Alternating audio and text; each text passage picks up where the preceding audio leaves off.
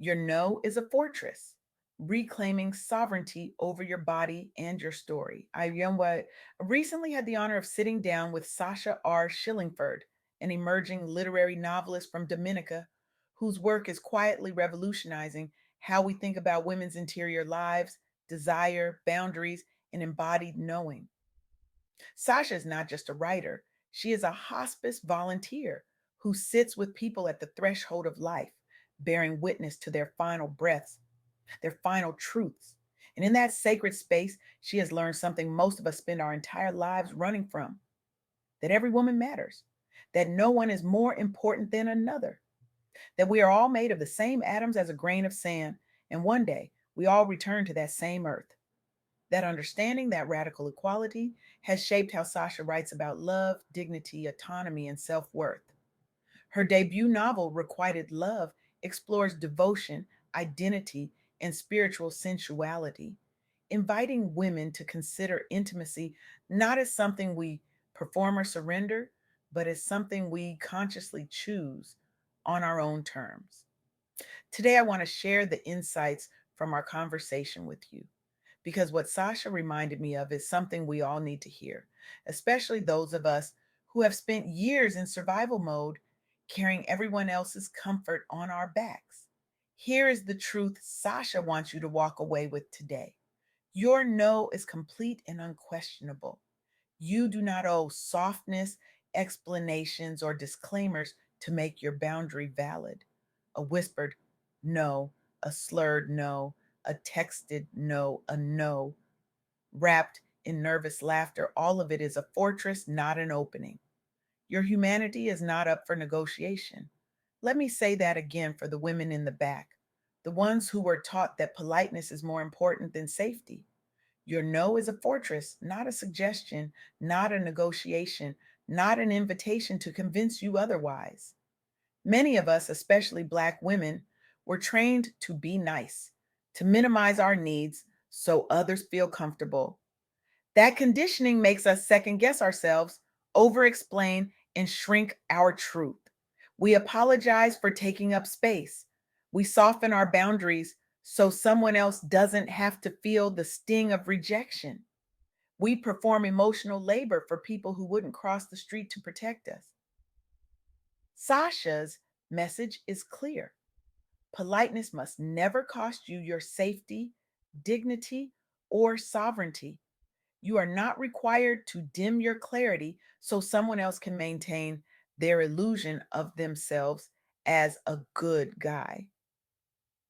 And here's the third truth, the one that might make some people uncomfortable. You are the sole authority on your body, your boundaries, and your story. No one else gets to reinterpret what happened to you so that they can feel less guilty, less accountable, or more powerful. Naming harm is not cruelty, it is an act of self respect. You are allowed to center your own knowing even when others deny, minimize, or retaliate. These three truths, your no is sacred, your softness should never be exploited, and your life belongs to you, are the spine of everything I want to share with you today. Let me take you back to 1991. Anita Hill, a Black law professor, sat before the U.S. Senate Judiciary Committee and testified that Supreme Court nominee Clarence Thomas had sexually harassed her when he was her supervisor at the Department of Education and the Equal Employment Opportunity Commission. Her testimony brought issues of sexual harassment, consent, and power into the center of American public life. And what happened? She faced intense public disbelief, character assassination, and racialized and gendered attacks for speaking about harassment by a powerful Black man nominated to the highest court. She was framed as angry, vindictive, or confused, as if her no, her refusal, and her account of harm were negotiable stories that others could rewrite. The hearings became a spectacle where male senators repeatedly questioned her credibility, implying that her boundaries should have been clearer, firmer, or somehow differently expressed. Think about that for a moment. A room full of men, many of whom had never experienced sexual harassment, telling a Black woman that her experience, her truth, her boundary was not clear enough, as if there is a perfect script for saying no that makes men listen, as if the problem is not the entitlement, but the delivery. But Anita Hill chose to testify under oath in public, despite knowing the likely backlash. She insisted on the truth of her experience, refusing to be shamed into silence.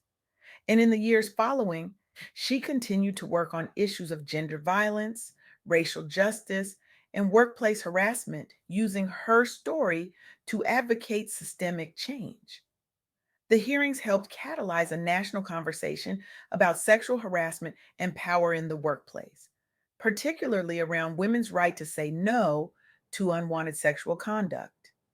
In the aftermath, there was a surge of women running for and being elected to Congress in 1992, often referred to as the Year of the Woman, highlighting how one Black woman's refusal to quietly absorb harm shifted political engagement.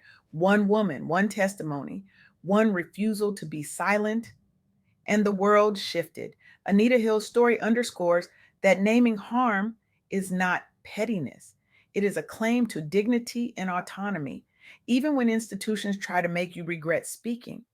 Her professional success did not shield her from harassment, nor from the deep cultural belief that powerful men's desires and reputations outweigh women's realities.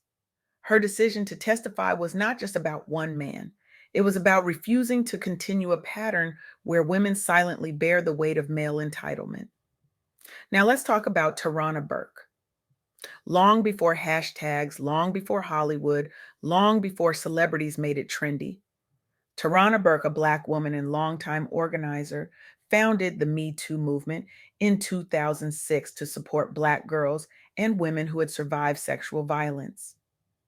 Burke worked with Black girls and young women in under resourced communities, many of whom had experienced incest or sexual assault and felt voiceless and unsupported.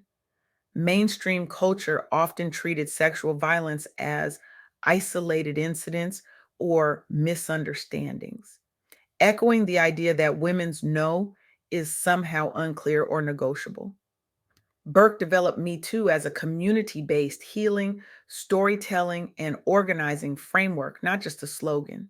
She created spaces where survivors could say, "This happened to me," and be believed, honored, and not blamed for how they expressed or didn't express no. She insisted that the movement address power, race, and structural inequality, not only individual bad actors. Because here is the thing, this is not about a few bad apples. This is about a system that teaches men they are entitled to women's bodies and teaches women that their worth is tied to their ability to keep men comfortable. The global spread of Me Too in 2017, building on Burke's work, led to widespread public acknowledgement of sexual harassment and assault across industries. Survivors around the world felt less alone. Many, for the first time, named experiences they had minimized or never spoken about. Me Too reframed consent not as a gray area, but as a clear, ongoing affirmative process, and highlighted how entitlement, not confusion, sits at the heart of many violations. Burke's work began in the 1990s as a youth camp organizer. An interaction with a young girl who disclosed sexual abuse haunted her and motivated the later creation of Me Too. She realized that what the girl most needed was not advice, but the words "me too," a recognition of shared experience and inherent worth. Two words, "me too." And suddenly, a girl who felt alone, ashamed, broken, felt seen, felt human, felt worthy. Me Too shifted the cultural assumption that women must quietly endure harm and instead normalize collective refusal to accept abuse as the price of opportunity, love, or validation. It empowered countless Black women and girls to see their boundaries as non negotiable and to understand that what was done to them was a choice made by another, not a failure on their part to say no the right way. Now, let's get specific about something that trips so many of us up: Alcohol incapacitation and consent. The Rape, Abuse, and Incest National Network, RAINN, is the largest anti sexual violence organization in the US. They provide crisis support, education, and data on sexual assault, including how alcohol and incapacitation intersect with consent. Here is the pervasive myth: if a woman has been drinking, passes out, or doesn't fight back, then what happens to her is ambiguous or partly her fault. Many survivors struggle to name experiences as assault when they were asleep, intoxicated, or trying to be polite, especially if they knew or trusted the person. They think, well, I was drinking. I should have been more careful. I should have left earlier. I should have said no louder, as if the problem is not the person who violated them, but their failure to predict that violation. RAINN states clearly that sexual activity with someone who is incapacitated due to alcohol, drugs, or unconsciousness is sexual assault. Their consent framework emphasized that consent must be freely given, informed, enthusiastic, and reversible, and that someone who is asleep, unconscious, or too intoxicated cannot give consent. They offer education and resources that help survivors reframe self blame and recognize that someone else's decision to cross their boundaries is the only cause of the assault. This clarity helps survivors understand that "I was tipsy" or "I went to sleep after drinking" does not in any way dilute the validity of their no or absence of yes. RAINN's messaging supports legal, clinical, and community standards that recognize incapacitation as a hard line, not a gray area for consent.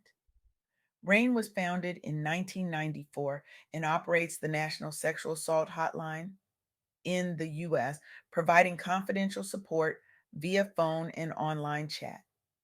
Over decades, they have become a key reference for defining consent and educating the public about sexual violence, including situations involving alcohol and drugs. They have helped train law enforcement, medical providers, and campuses on best practices in handling sexual assault cases, especially around consent and incapacitation. They have provided language survivors can lean on, external authoritative validation that what happened to them was not an accident or miscommunication, but a violation. RAINN's definitions reinforce a central truth: your no does not evaporate because you were drinking, asleep, or trying to be kind. The absence of a clear, sober, ongoing yes cannot be retroactively invented by someone who wants access to your body.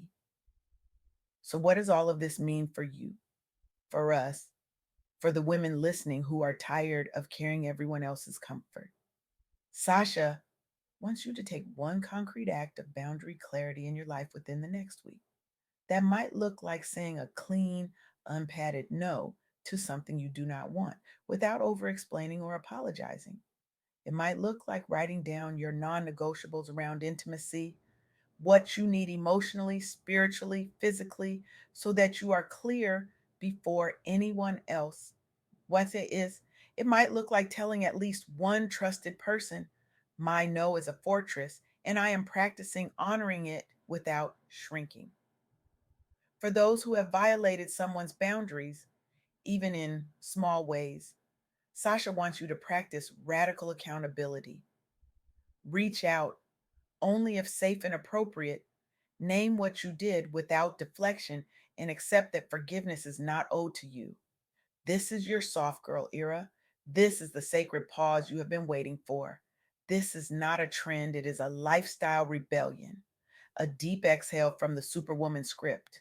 A quiet but powerful return to softness, rest, self trust, and radical joy. You are not required to be strong all the time. You are not required to carry everyone else's emotional weight. You are not required to shrink so someone else can feel big. You are allowed to rest. You are allowed to say no. You are allowed to protect your peace without apology. Your no is a fortress. Your softness is not weakness. Your life belongs to you. So here's what I want you to do. I want you to look at yourself in the mirror tomorrow morning and say out loud, "My no is a fortress." I want you to feel those words in your chest, in your bones, in your spirit.